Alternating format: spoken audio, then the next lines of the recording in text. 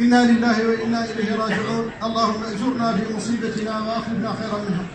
أسأل الله العظيم رب العرش العظيم أن يكتبه بعليين، وأن يرفع درجته في الصالحين، وأن يثبته بالقول الثابت، ويلهمه الإجابة بالصواب، وأن يجعل قبره روضة من رياض الجنة، وأن يجمعه برسول الله صلى الله عليه وسلم وبصالح أهله في الفردوس الأعلى.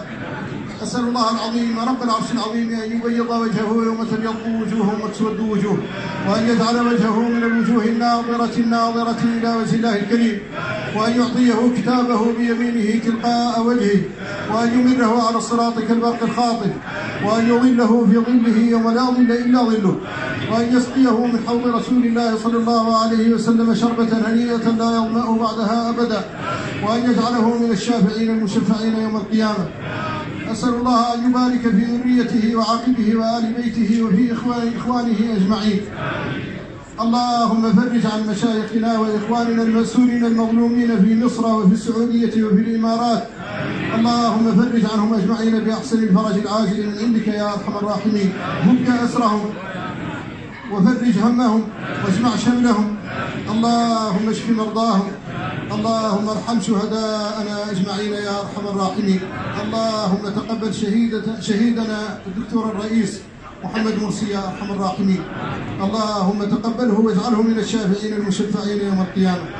اللهم إننا نشهد أن ما عرفنا في أخينا من الخير كله يدخل في نطاق ما أخبر عنه رسولك صلى الله عليه وسلم في حديث أبي هريرة في الصحيحين أن رسول الله صلى الله عليه وسلم قال: 7 يظلهم الله في ظله يوم لا ظل إلا ظله: إمام عادل وشاب نشأ في عبادة الله، ورجل دعته امرأة ذات منصب وجمال فقال: إني أخاف الله، ورجل تصدق بصدقة فأخفاها حتى لا تعلم شماله ما تنفق يمينه، ورجل قلبه معلق بالمساجد، ورجلان تحابا في الله اجتمعا عليه وتفرقا عليه، ورجل ذكر الله خاليا ففاضت عيناه.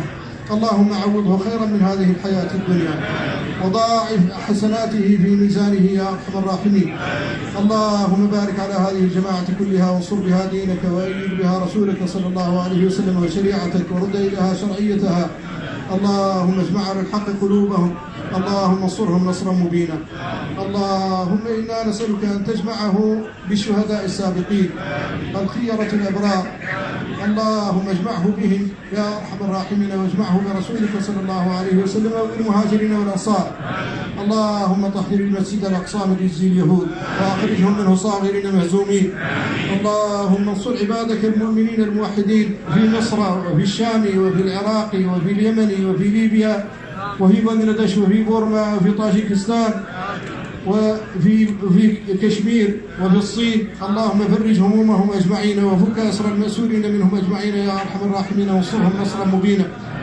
اللهم إنا نسألك بأسمائك الحسنى وصفاتك العلى أن تحل على جميع الحاضرين والحاضرات ومن صلوا على هذا الشهيد رضوانك الأكبر الذي لا سخط بعده، وأن تجعل هذه الوجوه جميعا من الوجوه الناظرة إلى وجهك الكريم. اللهم اغفر لجميع الحاضرين والحاضرات والسامعين والسامعات. اللهم إنا نسألك أن تجعل خطواتهم واجتماعهم في ميزان حسناتهم، وأن تجمعهم أجمعين مع رسولك صلى الله عليه وسلم ومع هذا الشهيد بالفردوس الأعلى من الجنة يا أرحم الراحمين.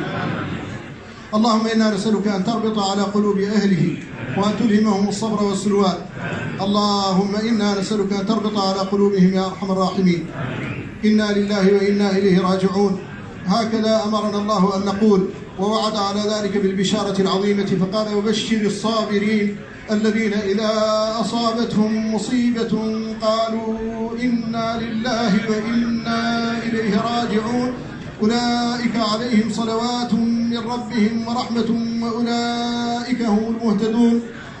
إخواني، كلمة قصيرة قبل كلمة الأمين العام سماحة شيخنا، هي فقط تذكير بأن الشهداء لا يختارون أنفسهم، وإنما يختارهم الله. ولذلك قال الله تعالى: ويتخذ منكم شهداء والله لا يحب الظالمين وليمحص الله الذين آمنوا ويمحق الكافرين. كما اتخذ الله إبراهيم خليلا اتخذ الشهداء شهداء لله جل جلاله. ولذلك قال الله تعالى: واتخذ الله إبراهيم خليلا، وقال تعالى: ويتخذ منكم شهداء. نسأل الله سبحانه وتعالى أن يرزقنا أجمعين الشهادة في سبيله مقبلين غير مدبرين في غير ضراء مضرة ولا فتنة مضلة، وأن يعجل فرج هذه الأمة ونصرها، وأن ينصرها نصرا من عنده، وما النصر إلا من عند الله. والسلام عليكم ورحمة الله وبركاته.